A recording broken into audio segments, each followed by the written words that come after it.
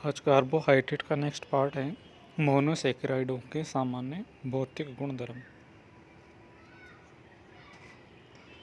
ये सफ़ेद रंग के क्रिस्टलीय ठोस पदार्थ होते हैं। ये जल में विलय तथा ईथर एवं अन्य कार्बनिक विलायकों में अविलय होते हैं। ये स्वाद में मीठे होते हैं। ये प्रकाशिक संभाव्यता प्रदर्शित करते हैं तथा ये गर्म करने पर लाल भूरे हो जाते हैं और एक विशेष प्रकार की गंध देते हैं।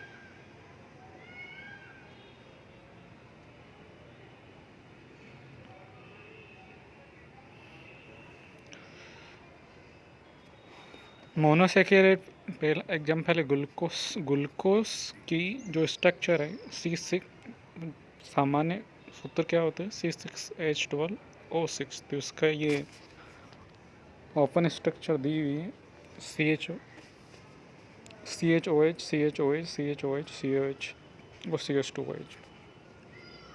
फ्रक्टोस की दी हुई। तो ग्लूकोज के अंदर एल्डिहाइड ग्रुप्स होता है, फ्रक्टोस के अंदर कीटो ग्रुप्स होता है। एसिटिलीकरण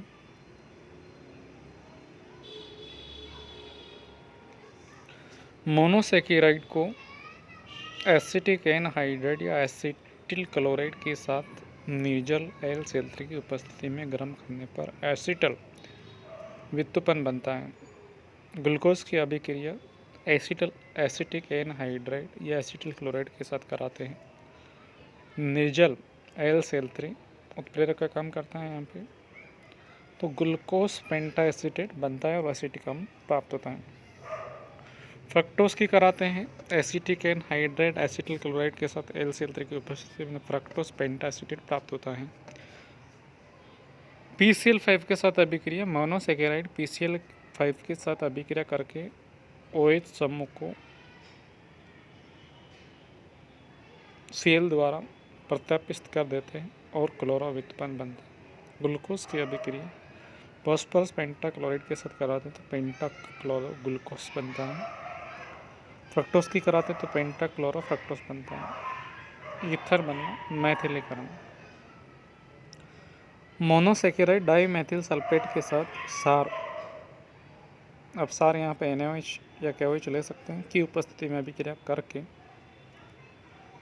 ऑर्थोमेथिल व्युत्पन्न बनाते हैं। सभी OH समूह OCH3 समूह यानी मैट्रिक्स समूह में परिवर्तित हो जाते हैं। ग्लूकोज दिया हुआ है डाईमेथिल सल्फाइड है बेसिक मीडियम की उपस्थिति में तो पेंटा मैथिल ग्लूकोज बनता है। फ्रक्टोज की अभिक्रिया डाईमेथिल सल्फेट के साथ NaOH की उपस्थिति में कराते तो पेंटा मैथिल फ्रक्टोज बनता है। जब मोनोसेकेराइड मैथिल एल्कोहल के साथ शुष्क HCl गैस की उपस्थिति में अभिक्रिया करते हैं तो ग्लाइकोसाइड बनते हैं।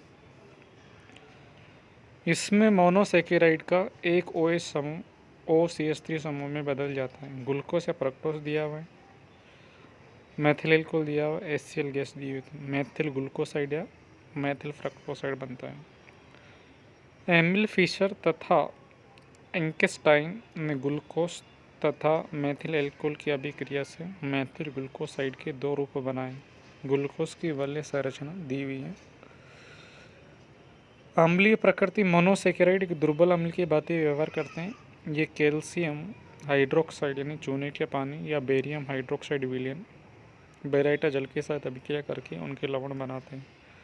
ग्लूकोज या फ्रक्टोज की अभिक्रिया कैल्शियम हाइड्रोक्साइड कराते हैं तो कैल्शियम ग्लूकोसेट या कैल्शियम फ्रक्टोसेट बनता है। अपचयन सोडियम अमलगम तथा जल से अपचयन करने पर एल्डोस तथा कीटोस संगत एल्कोहल में बदल जाते हैं।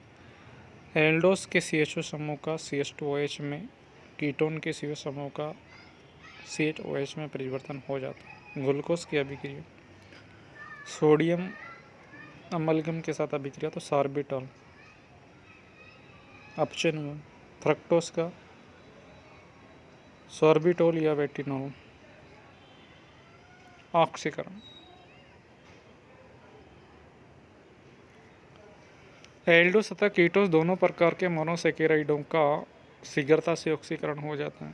एल्डोस का मध्यम ऑक्सीकारकों जैसे ब्रोमीन जल, सोडियम हाइपोब्रोमाइड, विलियन या सिल्वर ऑक्साइड से समान कार्बन युक्त ग्लूकोनिक अम्ल में ऑक्सीकरण हो जाता है। इनमें एल्डोस के CH2 समूह का कार्बोक्सिलिक समूह में ऑक्सीकरण हो जाता है।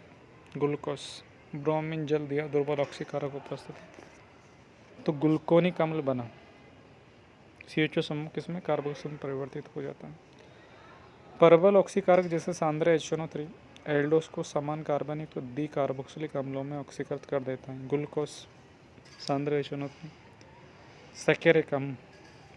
कीटोस का मंद ऑक्सीकारकों जैसे कीटोस का मंद ऑक्सीकारकों से ऑक्सीकरण नहीं होता। प्रबल ऑक्सीकारकों से कीटोस ऑक्सीकृत हो जाते हैं और अणु कार्बोनिल समूह पर से टूट जाता है। फ्रक्टोस, सांद्र HNO3, ट्राईहाइड्रोक्सी ग्लूटारिक अम्ल, टार्टिक अम्ल प्लस ग्लाइकोलिक अम्ल।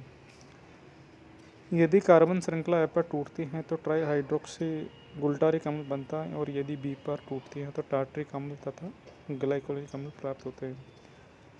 एल्डोस तथा कीटोस दोनों ही टोलिन अभिकर्मक फेलिंग विलियन, बेनेडिक्ट विलियन, बोरफाइड अभिकर्मक का अपचयन करते हैं और स्वयं ऑक्सीकृत हो जाते हैं। टोलिन अभिकर्मक का अपचयन। एल्डोस तथा कीटोस दोनों ही टोलिन अभिकर्मक का अपचयन करके प्रजतर्पण बनाते हैं। ग्लूकोज की अभिक्रिया टोलिन अभिकर्मक Ag2 के साथ कराते हैं तो ग्लूकोनिक अम्ल स्वयं तो ऑक्सीकृत हो गया और अभिकर्मक का क्या किया, अपचयन किया। एज वेल है जैसे ही फ्रक्टोस स्वयं ऑक्सीकृत होते हैं और टोलिन का अपचयन करते हैं। फेलिंग विलियन का अपचयन।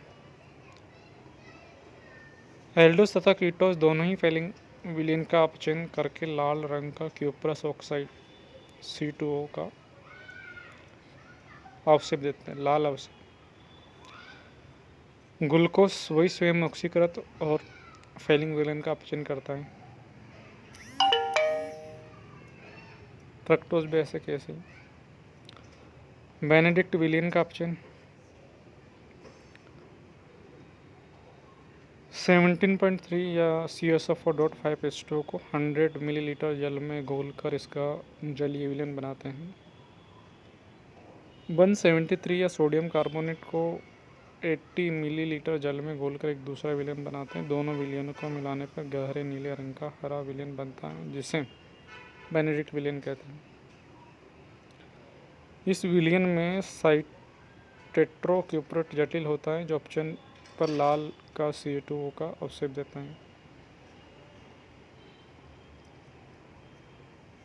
बोरफाइड अभिकर्मक का अपचयन। इस अभिकर्मक को 13 ग्राम उदासीन क्यूप्रिक एसिटेट को 200 मिलीलीटर 1% ठंडे एसिटिक अम्ल विलयन में घोलकर बनाया जाता है। बोरफाइड अभिकर्मक को उबलते विलयन में मोनोसेकेराइड का विलयन बूंद बूंद करके डालने पर विलयन की सतह पर लाल रंग का क्यूप्रस ऑक्साइड का अवशेप बनता है। हाइड्रोजन साइनाइड के साथ अभिक्रिया मोनोसेकेराइड एसिन के साथ अभिक्रिया करके साइनोहाइड्रेट बनाते हैं। ये किलियनिन अभिक्रिया कहलाती है। ग्लूकोज एसियन, ग्लूकोज साइनोहाइड्रेट, फ्रक्टोज की कराते थे फ्रक्टोज साइनोहाइड्रेट।